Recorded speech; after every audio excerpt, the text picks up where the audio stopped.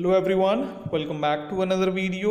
Hope you all good. तो बच्चों, आज हम स्टार्ट करेंगे 24th चैप्टर हमारा, जो है सब्सटेंसेस, ऑब्जेक्ट्स एंड एनर्जी। तो सब्सटेंसेस क्या होते हैं, ऑब्जेक्ट्स क्या होते हैं, एनर्जी क्या होता है, उसके बारे में आज हम इस चैप्टर में जानने वाले हैं। ओके, तो स्टार्ट करते हैं हमारा वीडियो। अब यहाँ पे आपको एक एक्सपेरिमेंट करने कहा गया है, बट वो पॉसिबल नहीं हो पाएगा। लेकिन क्या है, बताता हूँ मैं। तो इससे हमारा कुछ जो है आपको एक तरीके से इंट्रोडक्शन मिल जाएगा। तो आप यहाँ पे देख सकते हो, right a few lines on the black board with a chalk, now observe the chalk. तो ये एक्टिविटी दरअसल आपको करना था कि ब्लैक बोर्ड पे अगर हम कुछ लिखते हैं और उसके बाद अगर आप चॉक देखेंगे तो आपको जो है, जो चॉक है वो थोड़ा छोटा हुआ दिखता, मतलब थोड़ा छोटा दिखेगा। जैसे अगर आपने 5-6 लाइन लिख दी, 8-9 लाइन लिख दी, या आपने ऑब्जर्व किया होगा अपने टीचर को, जब टीचर चॉक से लिखती है तो बाद में जो उनका चॉक है वो छोटा हो जाता है ना। और जब डस्टर टैप किया जाता है तो बहुत सारे पार्टिकल्स चॉक के निकलते हैं उसमें से। तो ये जो पार्टिकल होते हैं ये सेम कलर के होते हैं ना, जैसा चॉक होता है, जैसा पीस ऑफ चॉक होता है उसी कलर के होते हैं। अगर वाइट चॉक है तो वाइट पार्टिकल, मतलब अगर आप उसको डस्ट करोगे तो वाइट पार्टिकल ही मिलेगा उसमें से, है कि नहीं। तो ये हमको बताता है कि जब हम लिखते हैं बोर्ड पे तो जो पार्टिकल है चॉक के वो स्टक हो जाते हैं, मतलब चिपक जाते हैं बोर्ड पे। और जब हम उनको वाइप करते हैं तो वापस वो हमारे डस्टर में आ जाते हैं। समझ में आ रहा है आपको। तो इस तरीके से जो हमारा चॉक है वो छोटा हो जाता है। क्यों हो जाता है? क्योंकि जब हम लिखते हैं तो चॉक का जो पार्टिकल है वो ब्लैक बोर्ड पे चिपक जाता है, और जब हम रफ करते हैं तो, और जब डस्टर से हम रफ करते हैं तो जो पार्टिकल चिपका हुआ रहता है वो डस्टर पे आ जाता है, जिससे बाद में जब हम उसको टैप करते हैं तो उसमें से डस्ट निकलता है। ओके, तो ये एक छोटा सा आपके लिए एक तरीके से ये था, एग्जाम्पल था। तो जितने भी सब्सटेंसेस हम देखते हैं हमारे आजू बाजू में, वो बहुत छोटे छोटे टाइनी पार्टिकल से बने होते हैं।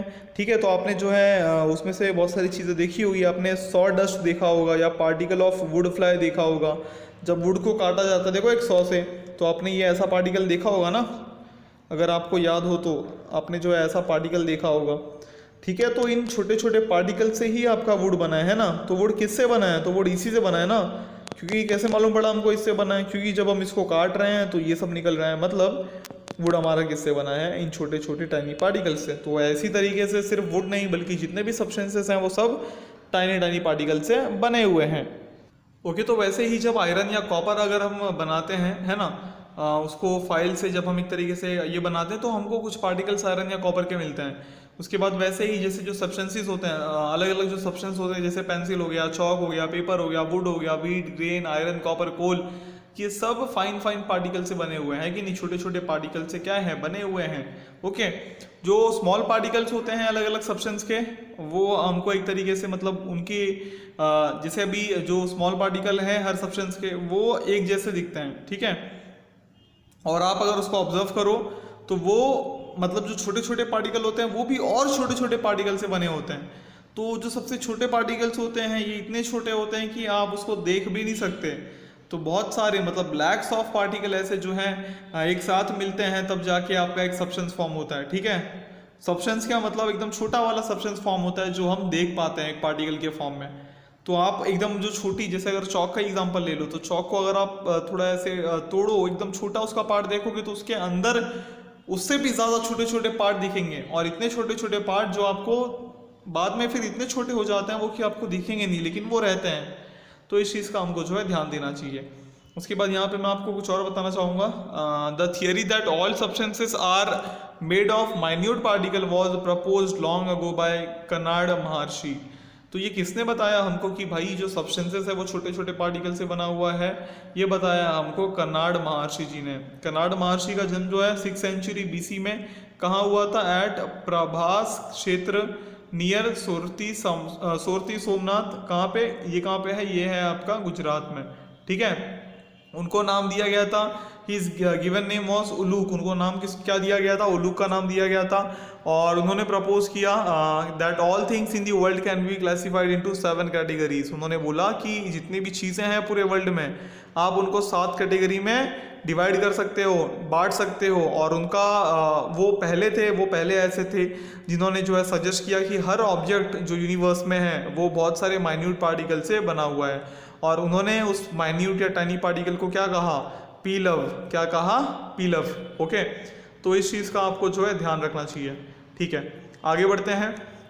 अब जो रेन ड्रॉप्स फॉल होते हैं रोड पे, है ना, तो कभी कभी वो बाउंस ऑफ होते हैं या ब्रेक हो जाते हैं छोटे छोटे ड्रॉपलेट्स में। तो ये जो ड्रॉपलेट्स हैं ये और छोटे छोटे पार्टिकल से बने हुए हैं जो हमको भिगाते हैं। इसका मतलब जो लिक्विड है वो भी बहुत सारे छोटे छोटे पार्टिकल से बना हुआ है, ठीक है। तो ये आपको जो है हमेशा ध्यान रखना चाहिए।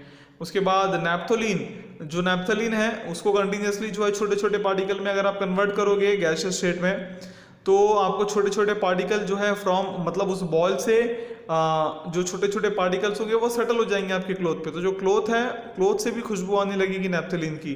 जैसे जैसे पार्टिकल वो लीव करेगा नैप्थोलीन बॉल को, तो जो बॉल है, जो बॉल की साइज है वो छोटी होती जाएगी और छोटी छोटी होते होते वो जो है एक ऐसा समय आएगा कि वो डिसअपियर हो जाएगा, गायब हो जाएगा।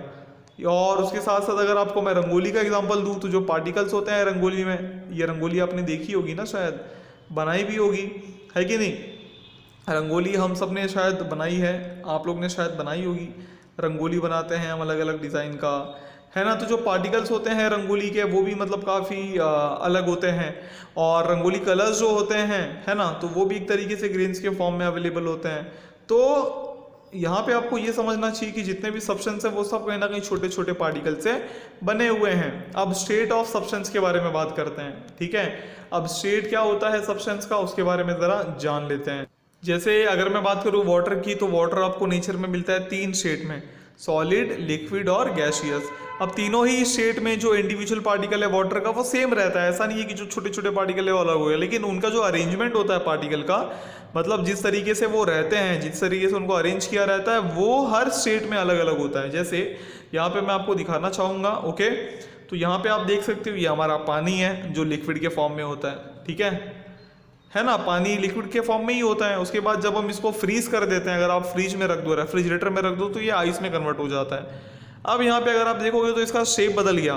पहले इसका वो शेप था क्या, नहीं, लेकिन अब इसका शेप क्या हो गया, ओके। तो यहाँ पे आप जो है देख सकते हो, यहाँ पे आपको पार्टिकल्स भी दिख रहे होंगे। अगर आप इस पानी की बूंदों को देखो तो इनका जो है स्ट्रक्चर अलग है। आप आइस को देखो तो इसका स्ट्रक्चर अलग है। जो सॉलिड में पार्टिकल्स होते हैं वो ऐसे होते हैं, लिक्विड में पार्टिकल कैसे हो जाते हैं, देखो यहाँ पे दूर दूर हो जाता है, समझ आ रहा है आपको। और वहीं अगर आप गैसियस की बात करो, जैसे ये क्लाउड है, तो पार्टिकल गैस में कैसे रहते हैं, ऐसे रहते हैं। मतलब सॉलिड में एकदम टाइट रहते हैं, लिक्विड में थोड़े से लूज रहते हैं, गैस में एकदम लूज रहते हैं। लूज मतलब एकदम ढीले, जैसे मूव करना है, जहां मूव करना है वैसा मूव। तो यहाँ पे पार्टिकल चेंज हो रहा है क्या, छोटा छोटा वाला पार्टिकल नहीं चेंज हो रहा है, बस उनका अरेंजमेंट क्या हो रहा है, चेंज हो रहा है। उनका अरेंजमेंट क्या हो रहा है, चेंज हो रहा है। अगर आप इन पार्टिकल्स को देखो तो ये पार्टिकल और ये पार्टिकल, ये तीनों ही सेम है ना। तो पार्टिकल का शेप चेंज नहीं हो रहा है, उनके अरेंजमेंट चेंज हो रहे हैं। आप यहाँ पे देखो उनको कैसे रखा गया है ना, कंसेक्यूटिवली रखा गया है, एक के बाद एक के बाद एक के बाद एक। उसके बाद आप जो है यहाँ पे देख सकते हो लिक्विड में कैसा रखा गया है, पहले 2, फिर बीच में गैप है, फिर 2 है, फिर स्पेस है, फिर 1 है, फिर 2 है, फिर स्पेस है, फिर 2 है। और वही अगर आप गैस में देखो यहाँ पे, तो यहाँ पे आप देख सकते हो इन दोनों के बीच में कुछ स्पेस नहीं है, इन दोनों के बीच में इतना स्पेस है, इतना स्पेस है, इतना स्पेस है। समझ आ रहा है आपको। इस तरीके से चीज़ें जो है अरेंज की जाती हैं, अरेंज रहती है इसमें अपना वाटर में, ओके। और जो डिफरेंसेस हमको देखने को मिलते हैं प्रॉपर्टीज ऑफ सॉलिड, लिक्विड और गैसेस में, इसी वजह से देखने को मिलते हैं, ठीक है। सॉलिड, लिक्विड, गैस, ये हमारा 3 शेड होता है। तो जो भी चीज़ें आपको मिलेंगी वो इन तीनों में से किसी एक शेड में मिलेंगी। हो सकता है वो सॉलिड में हो सकता है वो लिक्विड में हो सकता है वो गैसेस में हो सकता है वो तीनों ही फॉर्म में हो। जैसे पानी था हमारा, तो आप पानी यहाँ पे आप कौन से फॉर्म में पानी पीते हो, तो लिक्विड के फॉर्म में ही पीते हो ना। बर्फ तो आप खाते नहीं हो, समझ में आ रहा है। लेकिन बर्फ का भी इस्तेमाल कर सकते हैं हम, लेकिन बर्फ भी क्या है, आपका पानी है, ओके, क्लियर है।